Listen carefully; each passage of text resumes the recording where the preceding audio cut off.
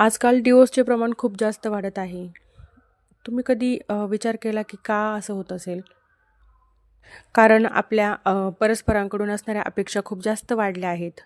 नवऱ्याच्या बायकोकडून अपेक्षा वाढल्या आहेत, बायकोच्या नवऱ्याकडून अपेक्षा वाढल्या आहेत. आणि ह्या अपेक्षांचं ओझं घेऊन आपण रोज जीवन जगत असतो. आणि त्या अपेक्षा पूर्ण होत नाहीत असं दिसलं, की मग तक्रारी वाढतात आणि शेवटी मग त्याचा फायनल डिसिजन होतो की डिवोर्स घेणं.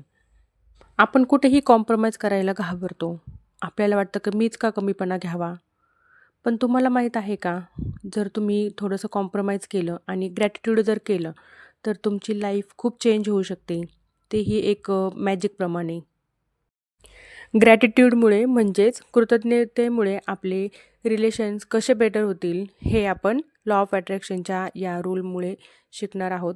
चला तर मग आपण सुरू करूया. शब्द हे खूप शक्तिशाली असतात आणि जेव्हा तुम्ही एखाद्या व्यक्तीबद्दल तक्रार करता, तेव्हा खरं तर तुम्ही तुमच्या आयुष्यालाच इजा करून घेता. परिणाम होणार तो तुमच्या आयुष्यावर.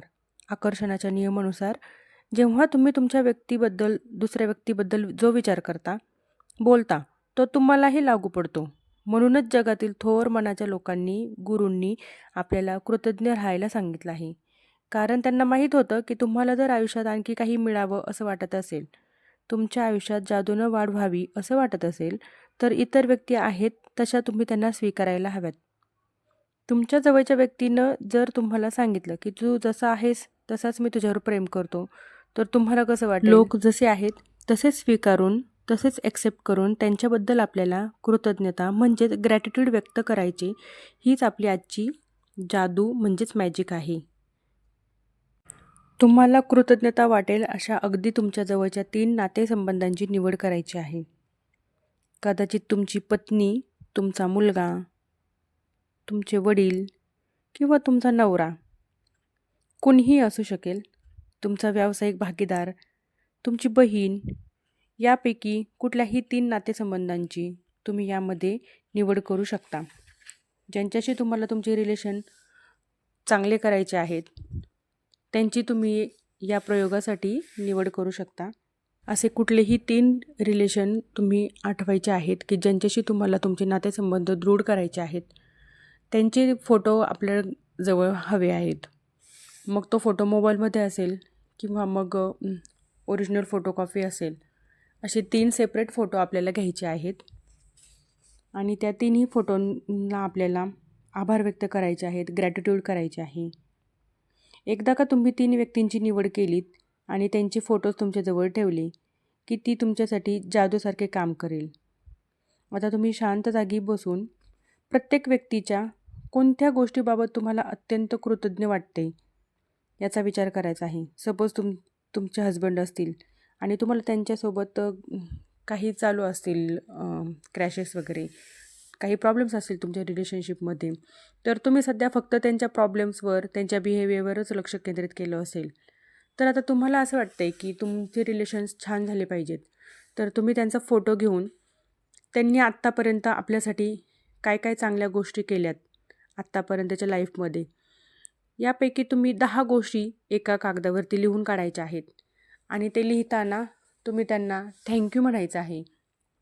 फॉर एक्झाम्पल, तुम्ही अशा पद्धतीने लिहायचं आहे, थँक्यू राजेश, तू माझ्या आयुष्यात आलास आणि माझी लाईफ इतक्या छान पद्धतीने चेंज केलीस. असं कधीच होणार नाही का कुठलेही रिलेशन आपल्यासाठी काहीच करत नाही. कितीही प्रॉब्लेम असेल रिलेशनशिपमध्ये, तरी काहीतरी 2-3 तरी गोष्टी अशा असतात की त्यांनी आपल्यासाठी केलेल्या असतात चांगल्या पद्धतीने.